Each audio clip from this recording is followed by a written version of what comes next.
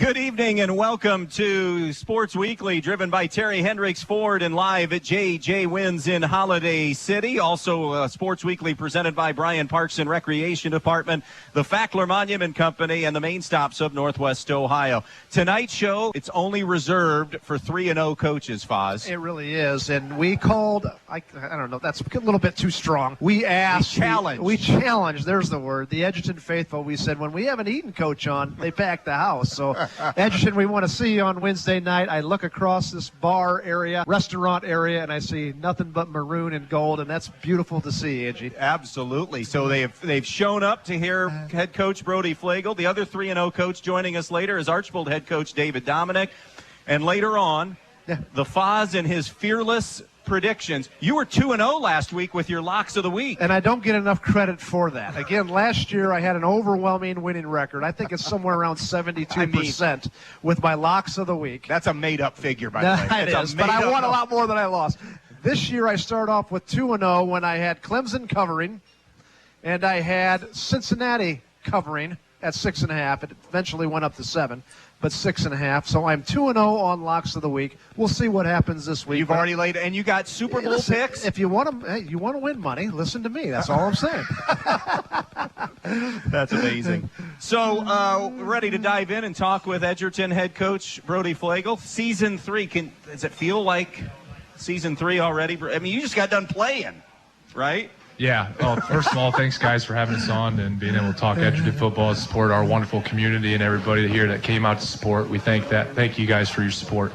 But, yeah, to your question, year 3, time's flying by. But we're having fun doing it. We were talking as coaches and our coaching staff meeting after practice how quickly this year has gone. And we've really enjoyed this group of seniors, this group of guys and this team. So we're soaking in, but understand we still have a lot of work left on the table and things we want to accomplish this year. Disappointing end for you guys. I mean, you get 4-3, and you're kind of in the mix of a playoff spot. Definitely in the mix with the expanded playoffs. And then the wheels fell off, so to speak, there late, losing those last games. Talk a little bit about what happened then and what served and how that served, I guess, as maybe some off-season motivation for this group and this team. Yeah, I think it's a credit to the GMC and all those teams in the GMC. We had some really quality opponents there at the end of the year. And we were in some of those games and some other ones we didn't show up. So at the end of the day, it's a learning experience, and we're going to hope all of those experiences pay off here down the road in our 2022 season. 18 of 21 starters back from last year's club, who was 4-6. We did the game in which you played Antwerp at Antwerp. Could have went either way, went right down to the wire. What's the message coming into the season with this veteran ball club that you have? I think all year we've been talking consistency. We've shown glimpses and spurts here and there, and you mentioned the Antwerp game. We had them down to the wire and just couldn't close it out. And we've had glimpses in other games, but consistency is the biggest thing at this point. If we can be a consistent ball club as far as taking care of the football, playing sound defense, and putting ourselves in a position late, we like our chances. So we're looking to be more consistent this football season. Challenge the first week against Eden, which was a very good game that we did. Then going into 2 weeks back-to-back in which you were heavy favorites. You've got homecoming in one of those weeks. The 1 week in week 2, your starters played maybe a quarter, maybe 2 quarters. Were you worried about maybe losing focus in those earlier games there in week 2 and specifically week 3 when so much was going on? Yeah, I think every week when we're talking high school football and players that are in high school and they have other things going on, you're always concerned about their focus. But I think it goes back to our experience and our guys that have been there before, and they understand the task at hand. And they understand that the clock is ticking, that they only have so many opportunities left, and I think they know that. So to answer your question, I think we had a mature locker room and they could handle it. There's always that concern, especially in homecoming when you have tailgate and we're outside doing homecoming. It's the worst. You're worried as a coach. You're worried as a coach when you got your guys out there heaving 40-yard passes to each other out in the sun all afternoon, and We caught a couple of our players with some Mountain Dew. So you're always concerned about hydration, energy levels, focus. But at the end of the day, we want those kids to experience the homecoming the way it should be. Let them have fun with that, because that's part of the experience as well. But at the end of the day, we'll trust our guys. Brody, I want to go back to you on the word consistency, because I mean it's seeming a word that has a broad meaning, not just on the field consistency, but how you get ready, how you prepare for a game. Did that lack a little bit last year, and has it gotten better in terms of prepping away and film study and all of that, getting ready to have a successful team and season? No, I wouldn't say it lacked last year. I just say we weren't consistently on the field. We weren't playing consistently. Okay. I think the prep was there. And I think the effort was there. I just think our execution was lacking on the field last year. And you always look back, hindsight's 2020, look back and there's things that we should have done here, should have done there. But I think our preparation, our focus was there. We just didn't execute. Okay. What have you done well? 3 games in, what have you done really well on the field? Yeah, I think we've done a little bit of all. I think week 1 there, we ran the ball extremely well. I thought we were able to wear them down up front. O-line did a phenomenal job sticking with all game, and we were able to run the football, control the game, run the clock down a little bit, keep their offense off. Week 2 and 3, a little bit different, a little bit more through the air. Wide receivers making plays, quarterbacks making throws, and O-line protecting. So offensively, we've shown a little bit of both. And defensively, I thought we've been playing pretty consistent all year, to be honest with you. We had a couple of hiccups there in the first half against Eden on week 1. Halftime, we got those things cleaned up, and we've been on a roll since. So proud of our guys, proud of our effort. We've been talking. Our goal up to this point was to go 3-0 non-league, and we've done that. But we also understand that there's a lot of football left. We're not overlooking anybody. We're happy with where we're at, but we are by no means content. Really like your linebacking core and really your back end, your linebackers and your secondary. A lot of veterans coming back. Talk to us a little bit about them, especially as you're getting into teams like Wayne Trace, like Antwerp, maybe not so much Tenora, who's going to power the ball at you, but 2 of the big 3, as far as Andy and I are concerned, that you got to, hopefully you get them all, that you got to have some success against, are going to be air rated now, and no one does it better right now than Antwerp. And Wayne Trace has got a lot of athletes on the outside. So talk to us about that veteran leadership you had. Maybe talk to us about a few of your players in that back half of your defense. Yeah, and that was one of the reasons why we chose this defensive scheme, the 3-4. And our coaching staff's all here. They do a phenomenal job of preparing our guys, but Coach McClellan calling the defense, so he gets us ready to go. We think that 3-4 is versatile enough that we can match up with a team that wants to run the ball 50 times or a team that wants to throw the ball 50 times. But to answer your question, Warren Nichols does a phenomenal job in the middle there at linebacker, 3-year starter. Corey Everett's he's all over the place, tackles, interceptions. Does he ever leave the field for you? No, and I don't think he ever takes a play off. I don't think he ever gets tired, which is impressive. So we rely on those 2 guys heavily, captains last year, captains this year.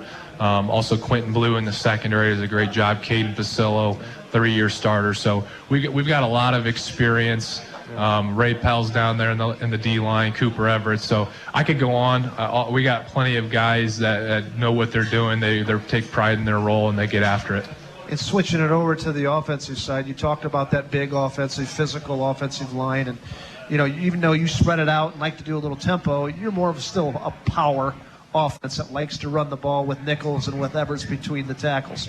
However, that being said, and you've done a great job with that, Caden Pasillo, I hear tell through the grapevine that he's 25 yards shy of breaking the school's all-time record in receiving. I don't know. Or was that a game, or was that a single season? Was that a single season or a game? That was a single game. Single game. I apologize. Game. Yeah. Okay. What a game he had last week against Montreal. And he stepped up. Running game, we couldn't get going early there. We were trying to stick with it, but we had to resort to something else, and he was the guy that stepped up and made plays for us. So records are great. We want our guys to get those records, and at the end of the game there, it was just at a spot to where we had to do what was right and get our young guys in there. But very proud of their effort.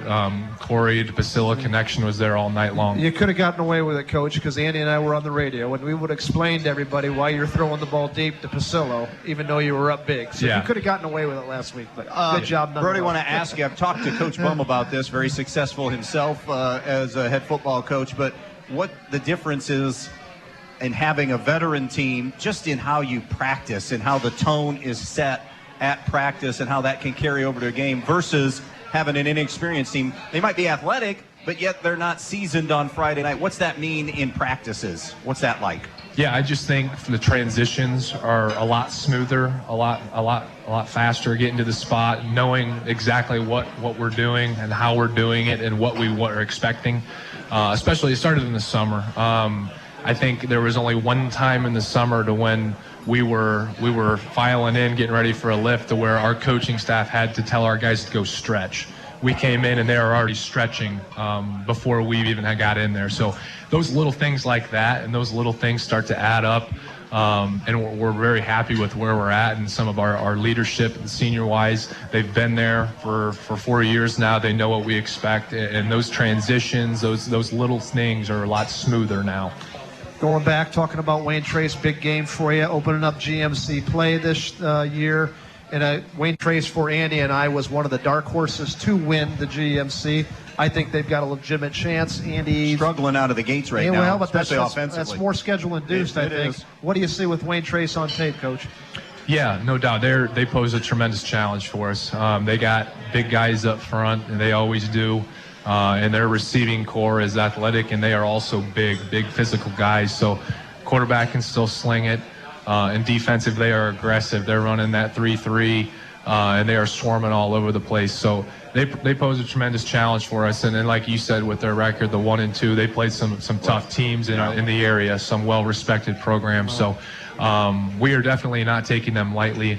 We know the challenge they pose, and we got to be ready to go on Friday. Quarterback didn't play last year for Wayne Trace. He's doing a phenomenal job this year. His freshman year was the center.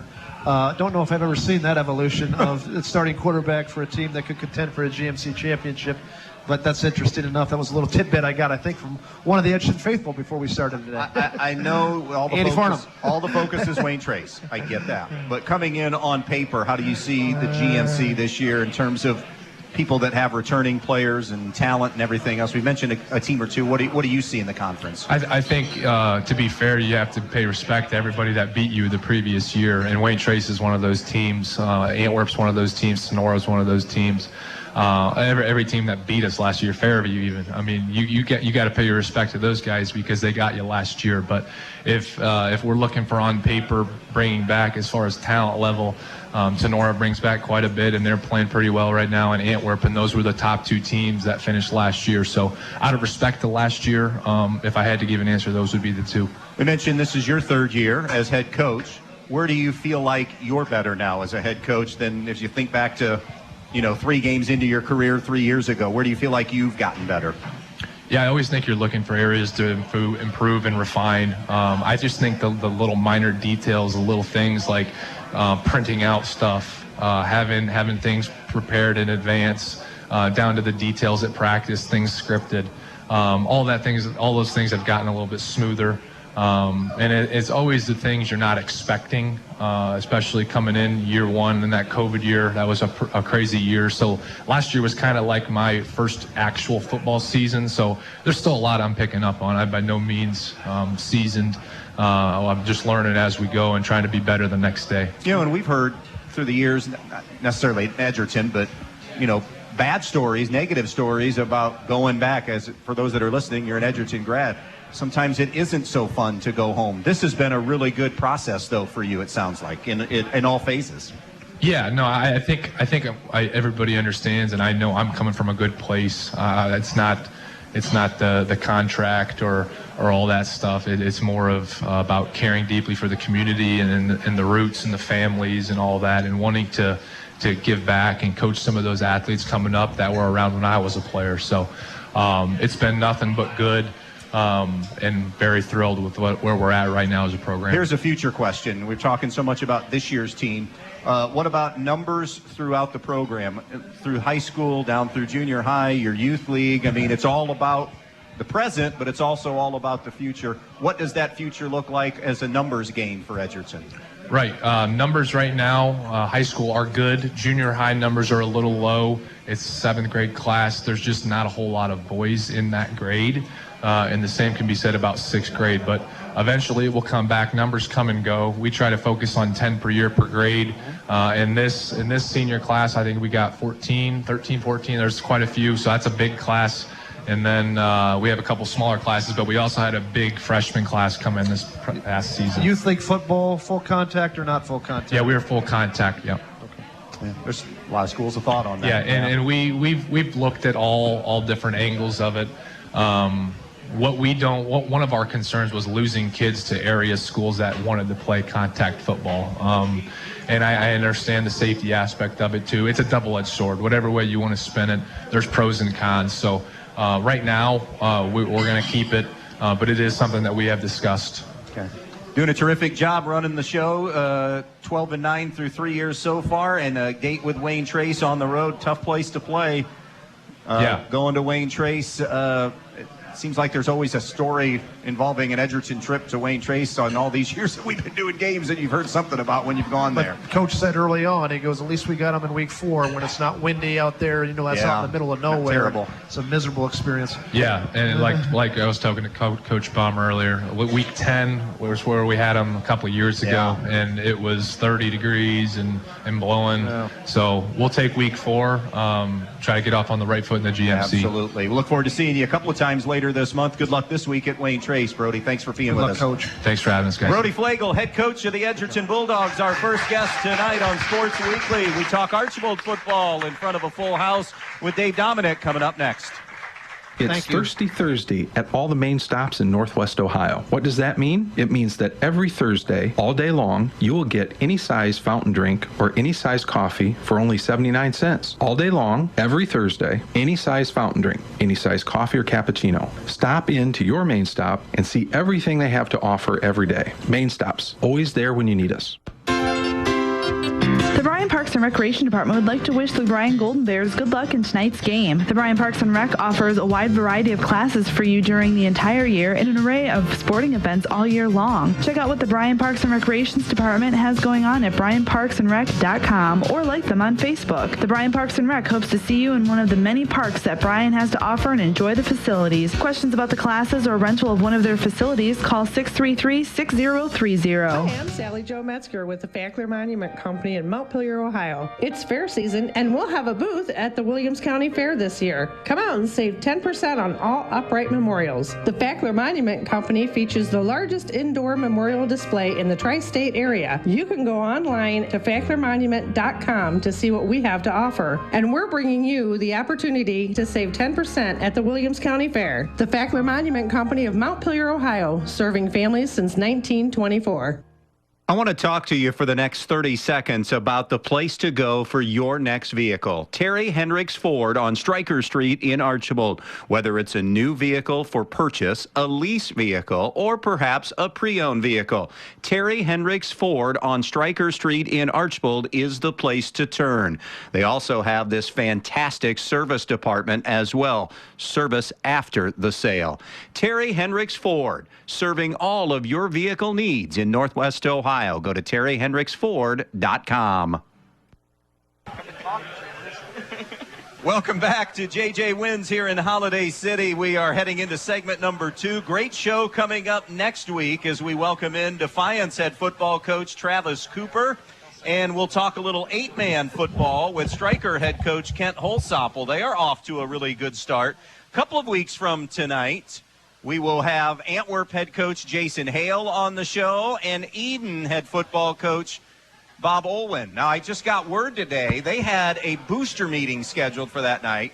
they're moving the Athletic Boosters meeting here so that they can come here and be a part of the show for Coach Olwyn. Oh, that'll be a great show, and we appreciate that. But also, let's just not underscore how many great Edgerton fans are here tonight. Absolutely. It's packed house. By the way, I'm going to ask Coach Olwyn and Coach Hale, maybe that would be like a great wrestling match, too, in between segments. No comment, but they're having a great year, They both are. Wow. Really are. So looking They forward to got next their week. first win. You know they're going to have a lot more coming down the road there.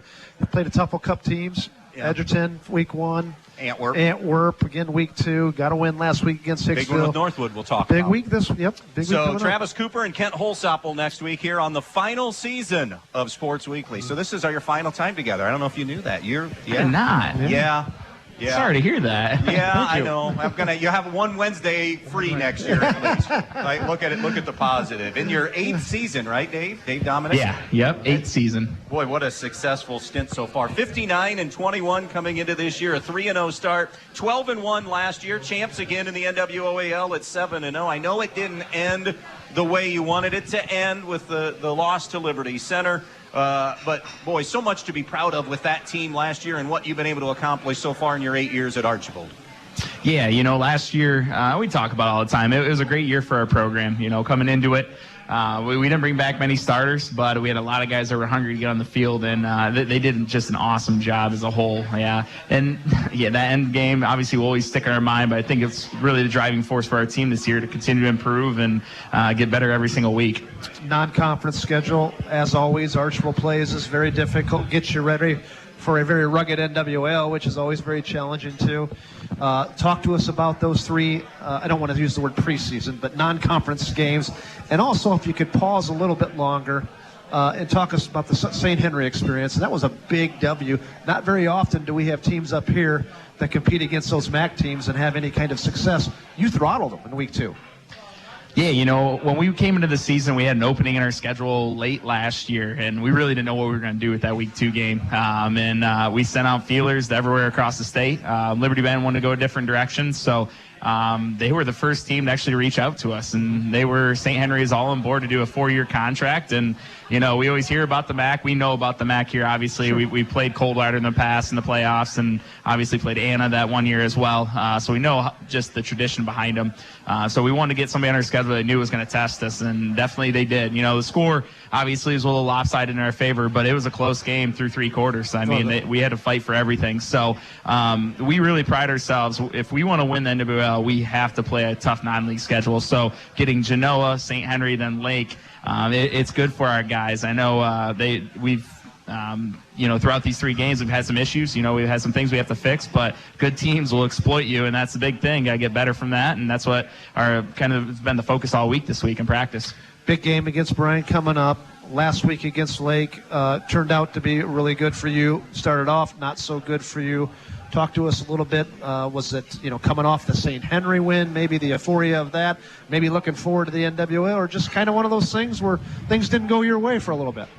Yeah, it's tough to gauge. Yeah, our guys weren't overlooking Lake by no means. I know that. They prepare themselves well. They're 15 to 18-year-old men, and you don't always know what's going through their heads on a Friday night.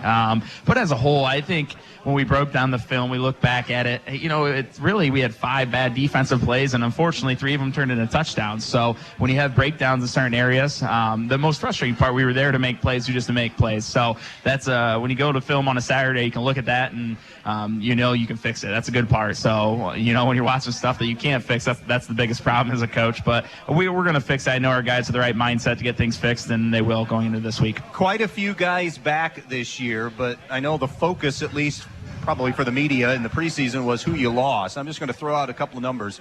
DJ Newman, 2,159 passing yards, 1,311 rushing yards, 70% completion percentage against that schedule. Plus you lose a kid like a Gavin Bailey, too. I mean, I know there were others, okay? So what you lost balanced with what you had back. What were your thoughts, expectations, behind the scenes kind of view of Archbold football coming into this year, Dave? Yeah, when we came into it, we knew we had a good nucleus. Obviously, you bring back 16 starters from last year's team. That's good, but I think Obviously, losing a 3-year starting quarterback was a concern for us.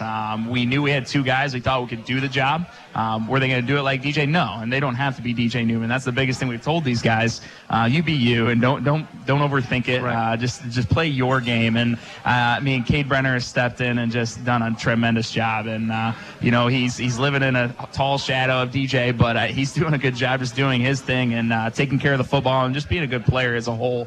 But yeah, we were excited about our nucleus coming back. When you bring back 5 offensive linemen, 9 starters on defense, that's something that, as a coach, you can really hang your hat on. And I know we've had our struggles at times early on with defense, but we'll get it fixed here.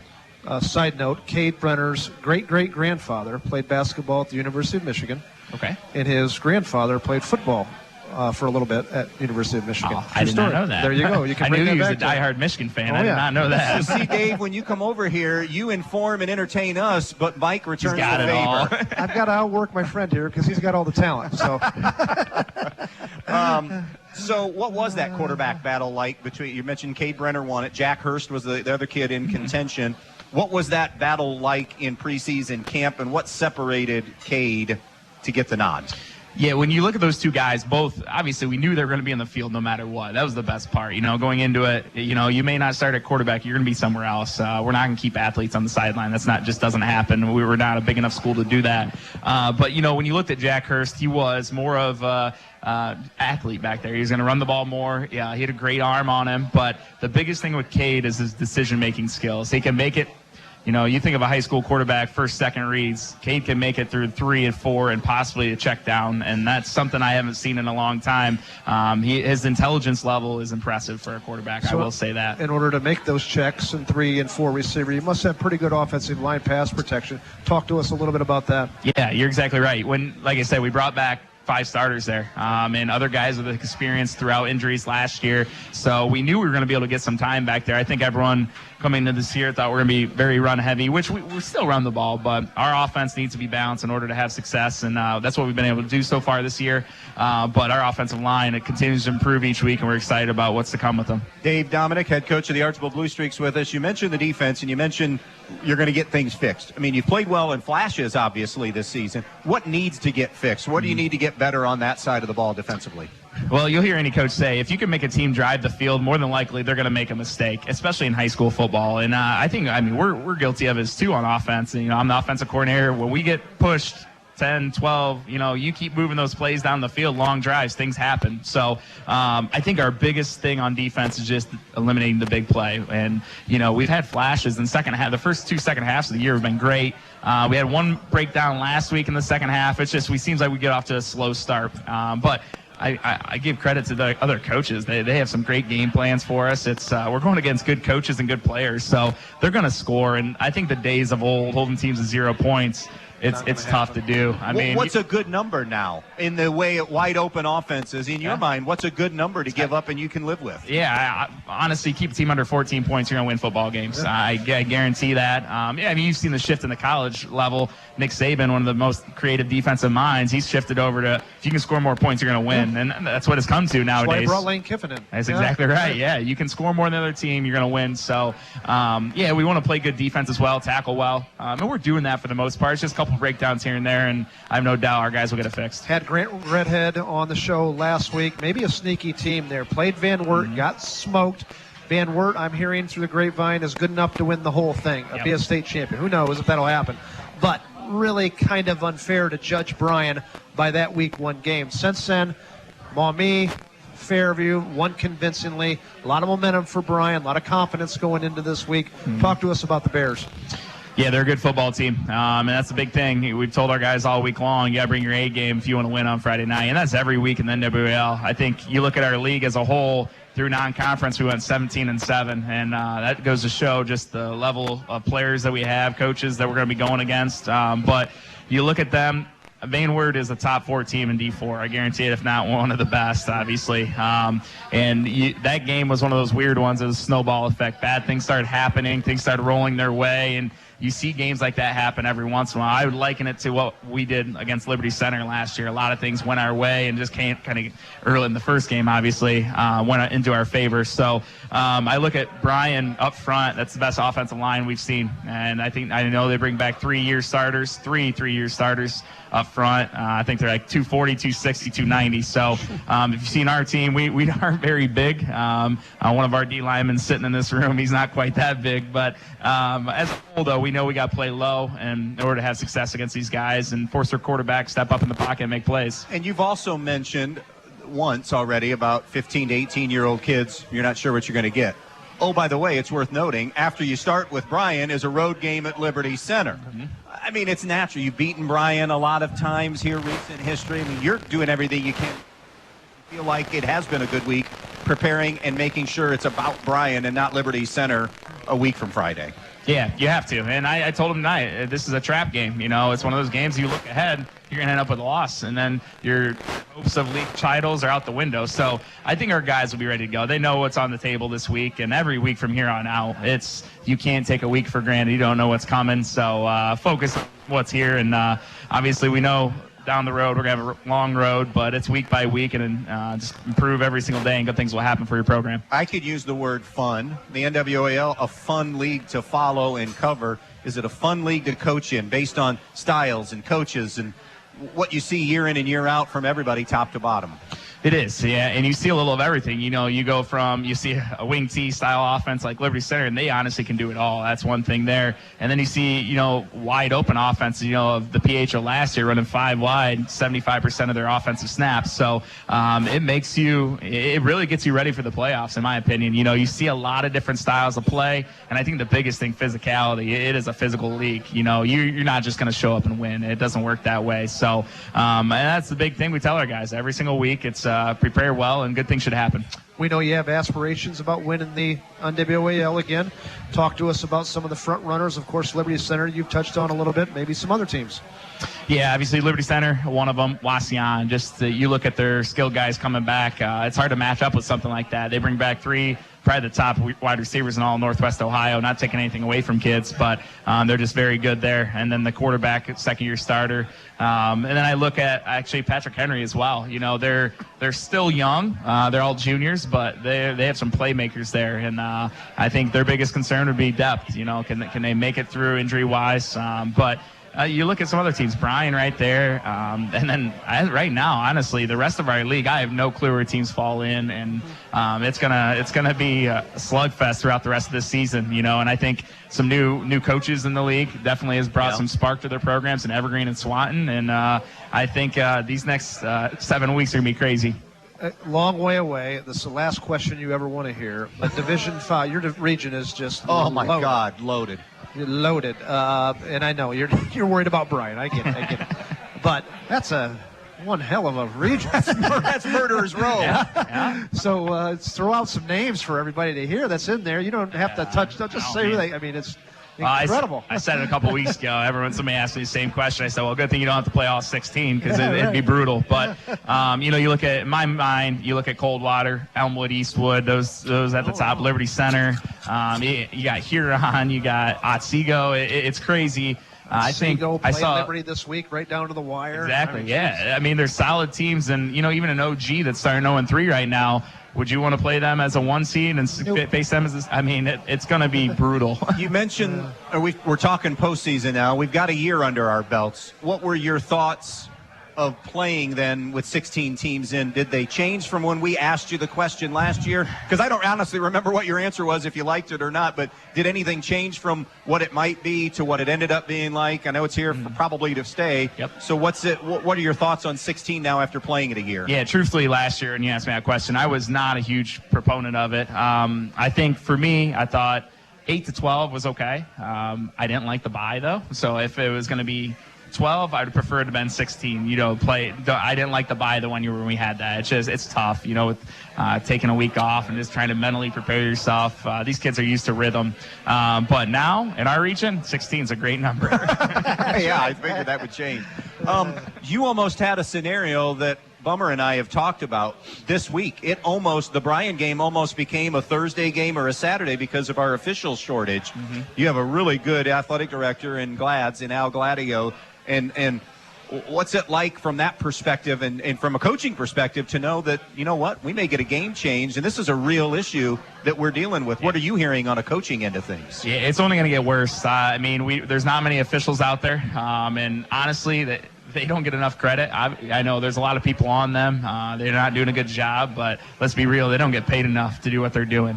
So, when you get officials that are going to come to your game, show up, that's all you get, and just go with it. I think as fans and coaches and players, just lay off them. They don't get paid enough to leave their families on a Friday night. So you might not like what they're doing.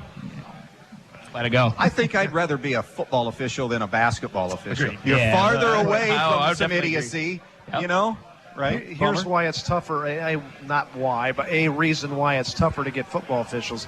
You don't have as many games throughout the week. Basketball officials, you can do a lot of games and make a little bit more money. Yeah. And so and the commitment in a night isn't as long as the commitment on a football night where you've got to invest 5-6 hours depending on your travel. Yeah. So you're going to see it more, that's definitely. a big reason. So Yeah. you're really, maybe, you're working. We've only had one in our immediate area You're so working far, one right? night, Hills and Evergreen. maybe 2 days a week. A crew is. Who knows where they're coming from? Gas prices the way they are. You just don't make a whole lot of money. So, Coach is exactly right. We need them. Be cool at these games. I understand how sports have went. I've been involved with this my whole life. And you're going to get on officials from time to time. But this nonsense about using profanity and the nonsense about chasing officials to their cars and all of that stuff, just knock it off. Yeah. Just knock it Last off. question away from officials. I have asked Brody the same thing. Numbers through the program. What's Archbold future look like beyond this year or in the next year? Yeah, so currently our high school program's sitting at 65 players, which is it's on the upswing right now. We have a small freshman class, 15 seniors, and then our junior class is really large. That's 22. Thankfully, our middle school program, we have 52 players out between 7th and 8th grade. So I think it was like 27 and 25 is what it worked out to be. So we see numbers on the upswing for us. Obviously, the goal is keeping those kids out, getting them on the field, playing time, and that's key. And our junior high coaches do a good job of that.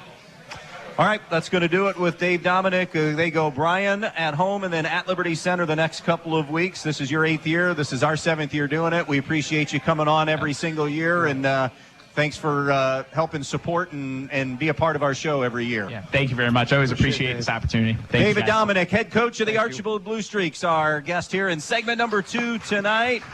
The Foz and high school, college, NFL, anything and everything football with Bummer coming up next. It's Thirsty Thursday at all the main stops in Northwest Ohio. What does that mean? It means that every Thursday, all day long, you will get any size fountain drink or any size coffee for only 79 cents. All day long, every Thursday, any size fountain drink, any size coffee or cappuccino. Stop in to your main stop and see everything they have to offer every day. Main stops, always there when you need us. The Bryan Parks and Recreation Department would like to wish the Bryan Golden Bears good luck in tonight's game. The Bryan Parks and Rec offers a wide variety of classes for you during the entire year and an array of sporting events all year long. Check out what the Bryan Parks and Recreations Department has going on at bryanparksandrec.com or like them on Facebook. The Bryan Parks and Rec hopes to see you in one of the many parks that Bryan has to offer and enjoy the facilities. Questions about the classes or rental of one of their facilities, call 633-6030. Hi, I'm Sally Jo Metzger with the Fackler Monument Company in Montpelier, Ohio. It's fair season, and we'll have a booth at the Williams County Fair this year. Come out and save 10% on all upright memorials. The Fackler Monument Company features the largest indoor memorial display in the tri-state area. You can go online to facklermonument.com to see what we have to offer. And we're bringing you the opportunity to save 10% at the Williams County Fair. The Fackler Monument Company of Montpelier, Ohio, serving families since 1924.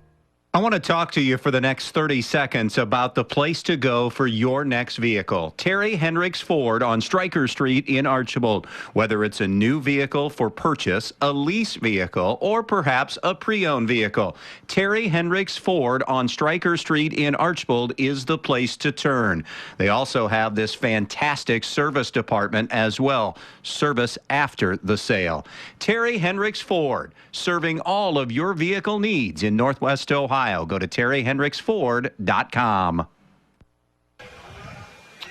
Back out here at J.J. Wynn's in Holiday City, our final segment as we kind of look ahead to week 4 of high school football. Bummer, you and I will be in Eden. They didn't get to play this game last year. Northwood had to deal with COVID, so Eden and Northwood didn't play. Eden found Norwalk St. Paul, played a classic game on a Saturday, decided by a point late, and now Eden gets to host Northwood coming up on Friday night. The cousin of Jay Moten is their best athlete on the offensive side. They have the preseason selection as the defensive player of the year on that side of the ball.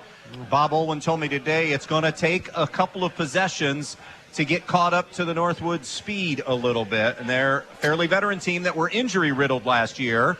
Eden playing better. How do you see that game kind of as a Wednesday night look ahead? Well, I think with Eden every week, you know they're going to score points. Really like how Caden Sapp is playing, and the receiving core we thought would take a step back from last year. Kyler Sapp, excuse me. We thought they'd take a step back from last year. They really haven't. Really like Carter Keys. He's just been outstanding this year to step his game up. We saw the Rada Ball boy last week or 2 weeks ago against Antwerp. Nestor, been really fantastic for him. So they got Wade Parrish back too last week. Wade Parrish coming back. So they got a lot of athletes. So Eden is going to score. The question with Eden is, and like most weeks, can they get enough stops to beat good football teams? And struggled a little bit against Antwerp. Offensively hung with them, but could not get enough stops. Last week kind of got it going against a Hicksville team that's maybe still trying to figure out their identity. But I think against good quality teams, the question is going to be, can Eden consistently get enough stops against a team, I guess, much different than what they'll see all year. Yes, they're a power football team. Yes, you saw that against Edgerton, who is a power football team. And Eden did a pretty good job against Edgerton. But this is different. It's under center. It's the option. A little bit different dynamic against Northwood. And they've got a lot of returning lettermen this year. So look for a high-scoring affair. Should be a pretty competitive game, though. So WBL got started a couple of weeks ago. Everybody else gets rolling, whether it be the TAC, the NLL, the NWOAL, and the GMC this week. We mentioned the Edgerton-Wayne Trace game. That probably on paper is the best game of the week in the GMC. The NWOAL on paper, Brian Archbold could be decent. Liberty Center at Wauseon is, I think, the best game of the week. Yeah, I agree with that. And I'm a big Liberty Center fan. I think, obviously if you look at and measure scores, and you can't always do that, Liberty Center waxed Tenora in week 1, and then the following week, Tenora comes back and handles Wauseon pretty well. So if you're measuring those scores, but with the athletes that Wauseon has, they can always keep the score competitive. Certainly one of the top 2 or 3 teams in the NWL, however you want to measure it. But I think Liberty Center is just better. Okay. All right, let's dive into college football. Week 1, reactions, overreactions from Bummer. Overreaction is Ohio State's offense. People concerned about that. I keep reading this. What are you concerned about? The best wide receiver in the country gets hurt in the first quarter and doesn't play. You're playing against a very good Notre Dame team who's going to win 9 or 10 games. Very good defense. It's the first game of the season. Offenses never click right on the first game of the season. So the overreaction is Ohio State only scoring 21 points. What's wrong with the offense? That would be number 1. Okay. Other reactions from week 1? Alabama and Georgia are really, really good. As soon as Clemson gets rid of the quarterback they have starting now, I pronounce his name, I'll butcher it, Ugalade. Did I say that good? Ugalande. And puts in the freshman quarterback. It's a whole different team because their defense is as good as they come. That Clemson defense is as good as Georgia's and as good as Alabama's. But the quarterback play right now with Ugalade is just not. Just go DJ. DJ is just not very good, and so they got to make a switch there. But you got to be very careful how you handle quarterbacks, more so than ever now, because what will happen if you make a switch too early? Transfer portal. So you almost got to string these kids along a little longer because you need 2 quarterbacks for, who knows what's going to happen with injury and such. And so I think Dabo Swinney knows, Cade's going to be the backup or going to be the starter eventually, but taking it slowly. Want to dive into some of the week 2 matchups this week. The sexy game on paper, may not be much of one. Bama, and by the way, if I get to one of your locks, let me know ahead of time. And let our listeners know, because you love to do it. You won't get to it. You won't get to it. These are off the radar. All right. So Bama at Texas. 20 points is a heck of a line, man, for playing at Texas. Texas is still Texas. I would stay away from that game, but I think Alabama will win. But 20 points, a lot of points on the road. Don't think they cover? Texas. You know what? I don't. If I would stay away from it. I don't have strong convictions on it, but it's a lot of points for a Texas team that many think will win the Big 12. All right, here's a game off the radar, and I know it's only week 2, but they both played in week 0. They're both 2-0. Wake at Vandy. Vandy may be the surprise at 2-0. I think, Wake was supposed to be coming back. Quarterback has been hurt. I had heard rumors that maybe he's back this week. He got cleared. It was a clotting issue. It was more than one injury. Yeah, it was a scary situation. But Sam Hartman, he's able to go. So high-scoring affair. I'll take Wake Forest. South Carolina at Arkansas. I'd like Arkansas. Again, monster schedule. They still have to play BYU. They still have to play Alabama. They still have to play A&M, LSU, of course, all the SEC West teams. Most of those on the road, by the way. So Arkansas's got a very difficult schedule. I think it was rated a number 7 or 8 hardest schedule in the country. I would argue it's 1 or 2 hardest schedules in the country. I think Arkansas at home finds a way to beat South Carolina, and Spencer Rattler at quarterback for South Carolina. But they get into the meat of their schedule, and in that SEC West, and playing all those games on the road, and playing a BYU team who's got 18 of 21 starters back this year and won a big one this past weekend, it'd be very difficult for them to, 8 wins, I think, for Arkansas. Yeah. App State played in one of the games of the weekend. High-scoring affair with Carolina, came up short. A couple of 2-point conversions failed. Now they go to Texas A&M, one of Foz's favorite venues. College Sure Station. is. How do you not love that? And by the way, you are going to touch on my lock of the week, but I'll back off on exactly what it is. I like A&M. This is? 54 points is the over-under. Okay. I like the over. I think, did you see App State? I know North Carolina's defense is absolutely terrible, and Gene Chizik, the new defensive coordinator, might as well just quit. But did you see how many points they put on Carolina this weekend? Oh, it was unbelievable. They had 66 to 63. Well, they had 40, 60 combined in that fourth quarter. It was atrocious. Just bad. Yeah, so this is you and I could have scored against This is one of your locks, the over. I think the over. I think App State's good enough to put some points on the board against A&M. What do I mean by that? 21 maybe. And I think A&M's going to roll offensively against App State. I think 42 to 21 would be a score that wouldn't totally surprise me. Okay. 54 seems to be pretty low. That's a lock. Tennessee at Pitt, intriguing game. I Saturday. like Tennessee. A lot of people like them to win the SEC East. Florida looking pretty good too. It is at Pitt. Pitt won a big game against West Virginia. Good to have that game back. By the way, backyard brawl's a great game, and I think Tennessee wins that one tight. Washington State at Wisconsin. Saturday. Yeah, Wisconsin looked good in the opening round. How about the running back? His name's deceiving me right now. I didn't write it down. Give it to me. Just like John. It's running back you. Yeah, it is really. And so I like Wisconsin. Too physical for Washington State. You mentioned Florida already. They are home in the swamp against Kentucky. Kentucky, a lot of high hopes this season. Going down to the swamp, a good competitive. The winner of that, Kentucky, some people have said, has a chance to win the SEC West. I like what Florida's got going on right now. Now, we got to come back down to earth after beating Utah. Nobody thought they would beat them. But the quarterback play is much better this year. And I think, of course, Billy Napier, the new head football coach, I think he's got them going in the right direction. They are a contender to win the SEC. I think they beat Kentucky tight. The game of the week in terms of rankings, ranked team, Baylor at BYU. Yeah, you already mentioned this one. BYU schedule's a monster, too. Baylor is a team that I thought would win the Big 12. That'll be a very competitive game. Something about BYU I like. I'm going to take BYU in that game, but I don't have strong convictions on it. So you've given us one of your locks is an over-under. Are you going to keep track of these and give me the credit that I deserve? I will. I'm 2-0. But you also deserve the ridicule that you deserve if you don't get it. I do. All right, over-under. You picked over as a lock. All right. A&M and App State is so what's over the other 54. lock? Colorado is not a very good football team. Played TCU, did some good things, lost comfortably to TCU. Pretty good team in the Big 12. Okay. I'm not saying Colorado's a good football team. But it's a Big 12 team. They play Air Force. Okay. It is on the road. It's at Air Force. But they're 17.5-point dogs.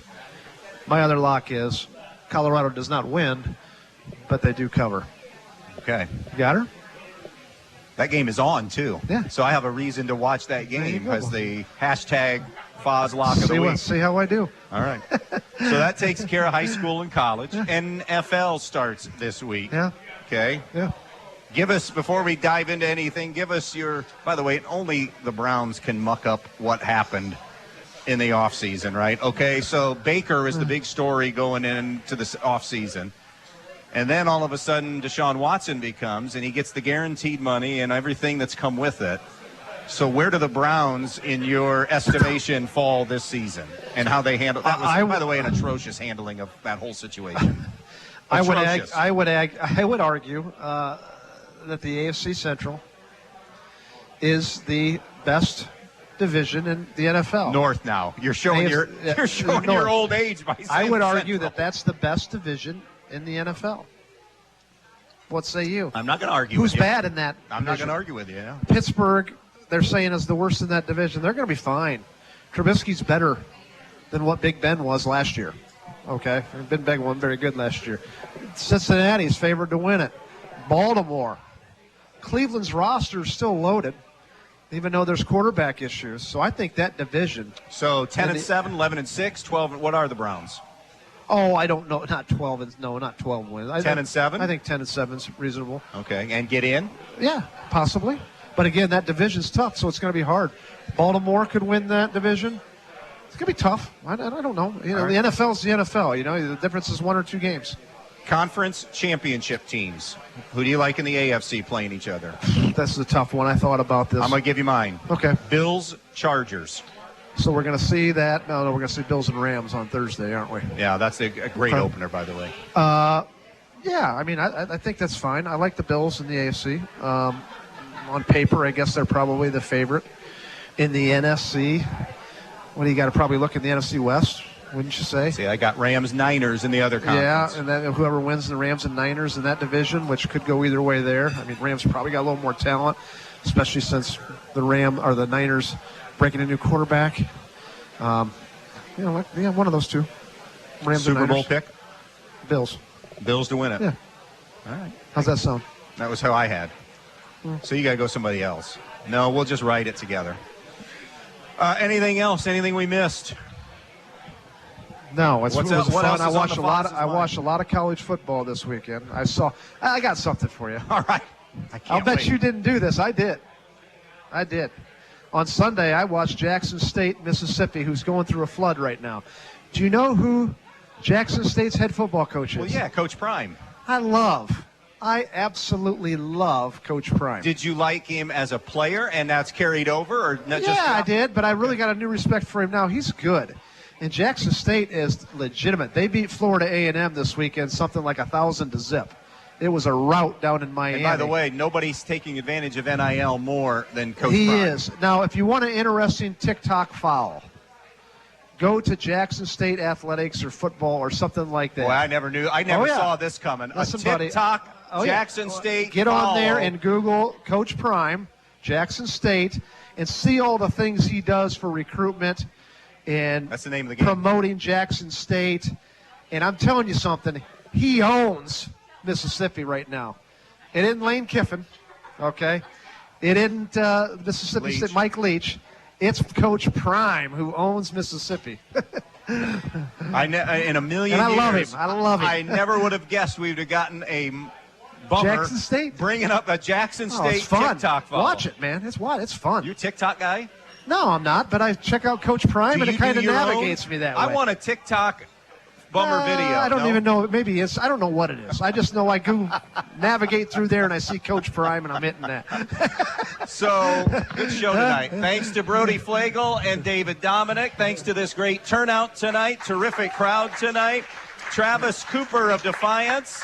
Kent Holsopple, 8-man football with Stryker next week. Friday night, Northwood at Eden on BNO. On the Q, you'll hear that Brian Archbold game as well. Sports Weekly, driven every week by Terry Hendricks Ford, J.J. Wins, the Bryan Parks and Rec Department, Fackler Monument Company, and the Main Stops. Cleveland up a game and a half on Minnesota. It's Cleveland and Kansas City. Pre-game now. First pitch at 8:10.